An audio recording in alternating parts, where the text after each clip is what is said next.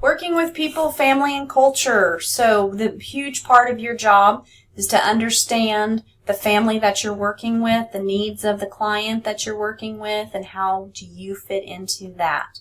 First thing is a family, what defines it? They're people that are put together, they have common interests, they live in one roof or under one roof, they love each other, they're there to support each other. Not all families do support each other, just so you're aware. Sometimes there's some bad situations, bad family units.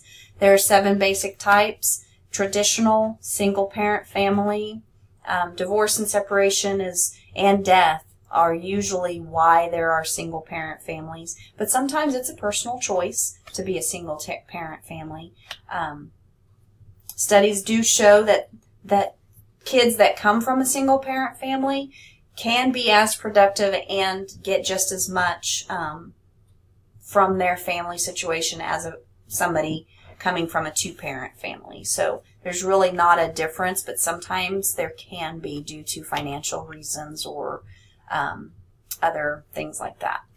There's an extended family where grandparents or aunts and uncles are also living in the home and helping to raise the children. A blended family is 2 people that have been married before or have children from a previous union are now married together, and all of their children are combined and living in their home.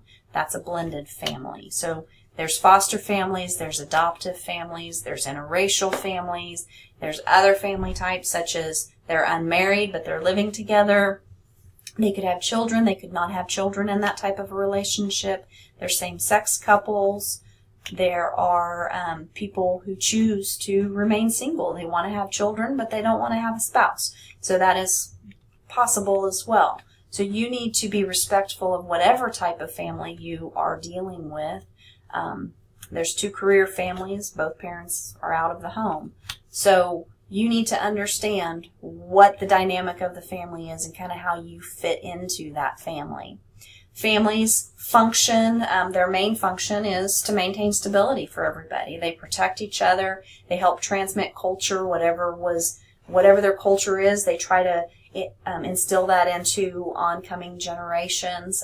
They try to teach their family members to be sufficient, self-sufficient, and move and grow up and learn. I mean, that's the whole thing that families do, is from child to early adulthood, teaching a person how to be a productive member of society. That's a family's role. Each family has a unique personality. Each family has an attitude about everything, and sometimes that happens based upon culture, religious preferences, just personal choices. You just need to understand that not everybody's going to be supportive, especially during times of illness or crisis. You're going to have more people, you're not seeing them at their best, is what I want to say. So as a home health aide, because you're not seeing these people at their best, you need to be flexible. You need to maintain your ethical standards, be observant, be well organized, get in, get your stuff done, and then move on. Do what's necessary for them, but not more than what's necessary. You need to be willing and able to follow instructions. If you are one of those people who somebody asks you to go do something and you immediately get an attitude because you don't think you should have to do it, this probably isn't the job for you. I mean, honestly. Your hours are going to be dependent upon what assignments you have taken from your agency. So it's going to be varying hours, varying shifts, varying levels of duty that you're going to have to do. It's very, very flexible. It's a good job for a college student because you can plan your day, you can set your schedule. So in that regard, it's very good, but you need to understand how you fit into the family that you're going into. So you need to adjust to their routine and not make them change to what you want or your standards. You need to contact them, figure out what works. If there's, depending on whatever setting you're going into, some houses are going to be falling down. They're going to be hoarders. Some houses are going to be beautiful. You have to treat everybody the same. No racism or no, I don't give good quality care to this person because of where they live and how they live. It's not their fault. It's what they choose to live like. So you need to be respectful. You're going to follow the care plan for each client. The nurse is going to determine that. You do not do anything that is not on that care plan without discussing it with the case manager nurse first. Make sure that you are staying organized. Try to avoid these organization pitfalls. If you try to do too much at one visit, you're going to end up getting nothing done. So know kind of how to stay organized, how to keep moving forward. Don't sit down and watch your favorite television show. If the TV is on, the TV is on to what the patient wants to watch, and you are up doing your job. It doesn't matter that you're in a person's home. You're at your place of employment. So you're not being overseen by a supervisor other than the client. They are your supervisor, and you need to keep them happy.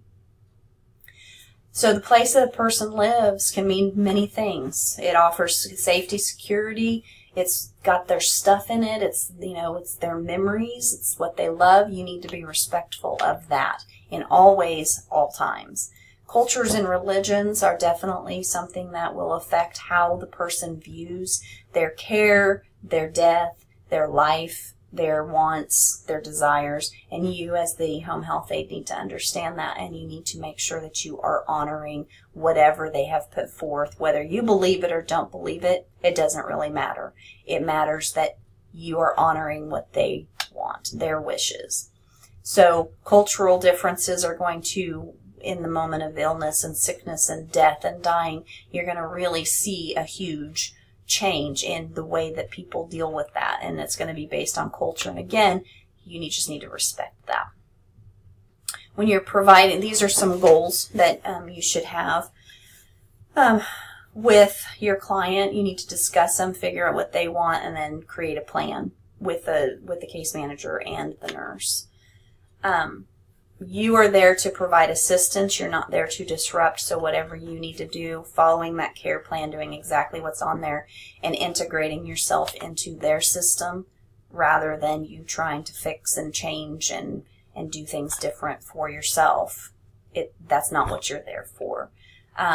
When a person is approaching death, they may have some denial, some anger. These next several slides are going to go through what is it that you should do. Like here it says, this is the problem, denial, and then here's the appropriate responses by you. Don't force the client to accept the truth. It may be family, get help from the supervisor to figure out.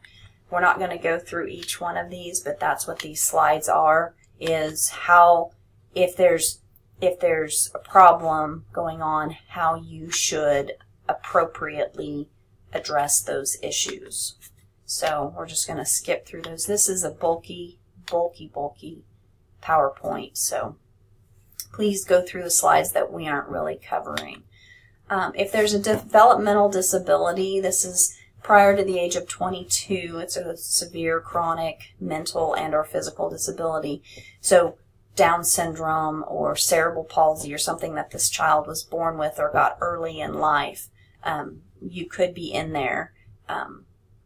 So they may need services by you to help family, mom and dad, continue to go to work and continue to make a living. So characteristics of mental health. So read through these characteristics if you have special need children. Finances are often strained. Parents are going to have burnout. They're going to need a reprieve, and that's where you come in. So here's some more information. When you're working with a developmentally disabled person, encourage independence as much as possible. Share resources. If you feel like maybe there's a person that is being abused, your client or family member or something like that, every person has the right to be free from abuse. You learn that in CNA. So you need to make sure you're identifying potential clues that they are being abused and notifying your nurse case manager. This is the percentage of abuse if you're interested. Characteristics of parents who abuse children. They isolate their children from others. They're distrustful. They always wonder why are you here? What are you doing? They have unrealistic expectations of the child. They come from any social, economical, racial, ethnic group. Indications of abuse of children, again, behavior, the children itself, that they may be extreme behavior variances. They're very wary of physical contact. They show evidence of poor care and dressing. You need to identify these and notify your nurse right away. You are a mandatory reporter. You have to notify your case manager. These are different types of abuse: verbal, sexual, physical, isolation. Any one of these you're going to be able to see. You're going to be with that client every day. You're going to pick up on subtle clues. You need to make sure you're notifying the appropriate person, which is your nurse case manager. Assault is threatening a person. Battery is actually doing the harm. Those are different types of abuse, and then it just goes through the different types. Isolation is abuse because you're isolating them from somebody, and typically abuse with a spouse or abuse with children starts with isolation. They isolate the person, then they start making them think they're not worthy of having friends, that those people don't want to be around. So you just need to pay attention to that.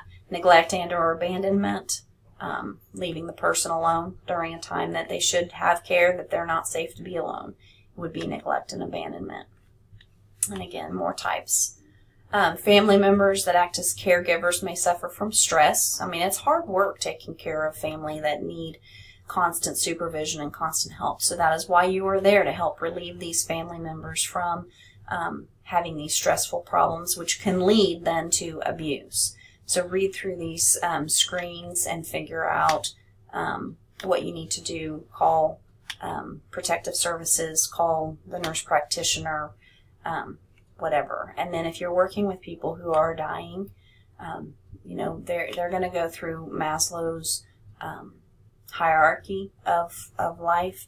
So you need to understand that and understand what they are dealing with, and just be quiet, be present, but don't be vocal. So there are advanced directives you need to know. Are they DNR? If they're DNR, you need to have that posted somewhere around. A DNR means if their heart stops, if they stop breathing, they're done. You're not going to resuscitate them. A living will basically says, these are my wishes. It was drafted by the person themselves. These are my wishes. And then there is a durable power of attorney for health care, and that is a specific person that the client has put in charge of making decisions when they cannot do it themselves. Hospice is a service that is provided to people who have terminal illnesses. It provides nursing, social work, home health aides to come out during those times when that person is dying, so that the family and the client is not alone. It's a great service. Highly recommend hospice. Definitely, there's not a cure. We know they're going to die. We just want to provide them comfort and improve their quality of life for the time that they have left. So hospice addresses their emotional, spiritual, physical, financial needs, all of that stuff. As a home health aide, you're going to keep the client as comfortable as possible, observe and monitor, notify the nurse on the case for any problems, refer questions to the nurse. So these are the 5 stages. They can happen in any order, and they can go back and forth and move through them at different paces. Read through each one, what they mean, what you should expect from your families and from your clients. Religious differences, I told you this before, are going to affect the grieving process. They are going to have a specific way that they're going to grieve based upon their religion, based upon their culture. So you need to understand that. Don't put your own thoughts and wants and desires on them. Allow them to grieve how they need to grieve. You need to understand your own feelings when it comes to grief, and again, not put it on your client or your family members. These are some signs of approaching death. As a person gets closer and closer to death, things begin to slow down. They begin to be incoherent. They may come in and out of consciousness. There's a bunch of stuff. So read through all of these signs of approaching death and understand what they are, especially if you're going to work in a hospice area.